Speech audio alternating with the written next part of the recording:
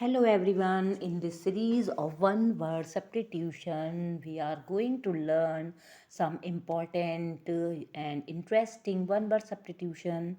So let's begin with the first word, and our first and foremost word is a partner in crime. जो partner होता है crime में that is called accomplish जो ये सी ई वाला होगा वो पार्टनर इन क्राइम होगा। अगर लास्ट में एस ई आ रहा है तो वहाँ पर हो जाएगा अकम्प्लिश मीन्स कंप्लीट करना किसी वर्क को। अगर एस ई लास्ट में है तो किसी वर्क को कंप्लीट करना, लेकिन यहाँ पर सी ई है तो partner in crime. Next second one is a written declaration made on an oath. एक जो रिटन डिक्लेरेशन होता है, ये वर्ड बहुत ज़्यादा यूज़ होता है। हम कुछ भी काम करने जाते हैं, कोई गैप कर देते हैं तो सबसे पहले हमें वहाँ पर क्लास, अगर हमें कोई साल सेशन गैप हो जाता है पढ़ाई करते समय भी, तो क्या देना पड़ता है, एफिडेविट। तो एफिडेविट के लिए a written declaration made on an oath, एक रिटन डिक्लेरेशन जो कि शपथ पत्र भी कहा जाता है हिंदी में। Next third one is allowances given to wife only legal separation from her husband। जो अलाउंसेस दी जाती हैं, अलाउंसेस टू वाइफ को, पत्नी को, ओनली लीगल सेपरेशन, जब कोई लीगल सेपरेशन हो जाए from her husband, so it is called, इसे कहा जाता है alimony. Next fourth one is a tall strong women. एक टॉल स्ट्रॉन्ग वुमेन जो होती है, वुमेन जो मैनिश टाइप होती है, she is called Amazon. The fifth one who can use either of his hand with ease.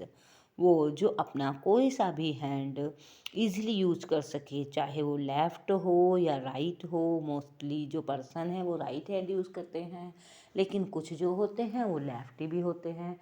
लेकिन एक वो इंसान जो दोनों ही हाथ को बहुत इजीली यूज़ कर सके, जैसे कि अम्बेडकर थे हमारे, डॉक्टर भीमराव अम्बेडकर, वो दोनों हाथों को बहुत इजीली यूज़ कर सकते थे। तो ऐसे पर्सन को कहते हैं एम्बीडेक्स्ट्रस। एम्बीडेक्स्ट्रस, एम्बी जहाँ भी आता है वो दो से ही होता है, जैसे एम्बिगुअस, ऐसी भाषा जो द्विअर्थक हो। तो एम्फीबियन जो दो जगह रहता हो, तो एम्बी का मतलब होता है टू से। Next sixth one is a place where government और पब्लिक रिकॉर्ड्स आर केप्ट। वो प्लेस जहाँ पर गवर्नमेंट या पब्लिक रिकॉर्ड रखे जाते हैं, ऐसे प्लेस को कहते हैं archive. Next seventh one is place where prostitutes are available. अब समाज में हर तरह की चीज़ें होती हैं, तो ये जो है रॉन्ग है, बट मुझे वर्ड बताना था तो I am writing place where prostitutes are available, that is called brothel. Next eighth one is one who belongs to the middle class. जो मिडिल क्लास से बिलोंग करते हैं उन्हें कहते हैं bourgeois, bourgeois. Next ninth one is place with gambling table. वो place जहाँ पर गैम्बलिंग, जुआ खेलने के लिए टेबल लगी होती है, and this place is called casino. Next tenth one is connected with brain. अगर कोई चीज़ ब्रेन से कनेक्टेड है दैट इज़ कॉल्ड सेरेब्रल।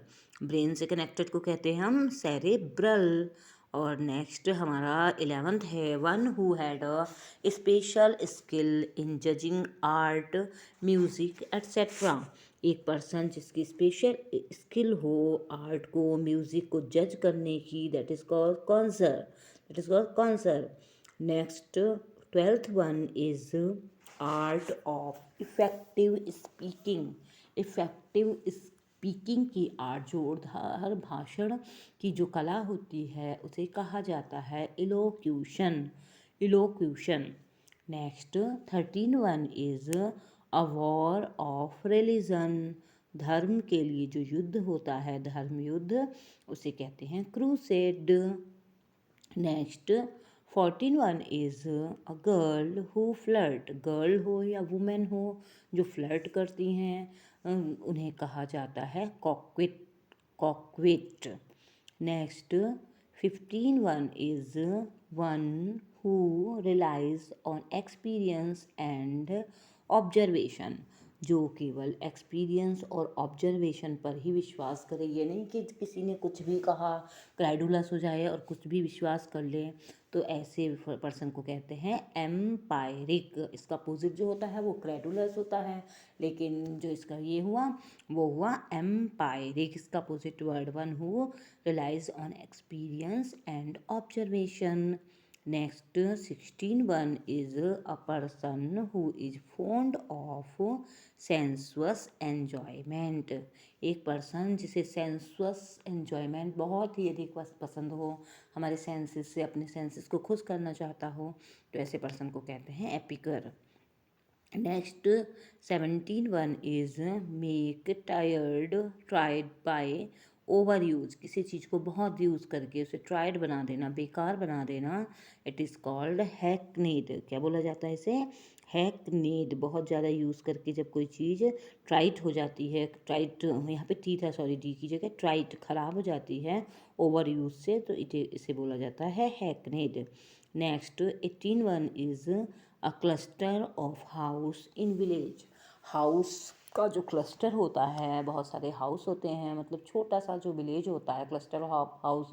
वैसे बड़ा जो होता है उसे विलेज कहते हैं, लेकिन कुछ गांव उससे भी छोटे होते हैं गांव की से, तो उसे हम कह सकते हैं हैमलेट। ये हैमलेट शेक्सपियर वाला नहीं है, but it's a cluster of village, cluster of house. Cluster का मतलब होता है समूह, कुछ घरों का समूह में छोटा सा गांव, उसे बोल देते हैं हैमलेट।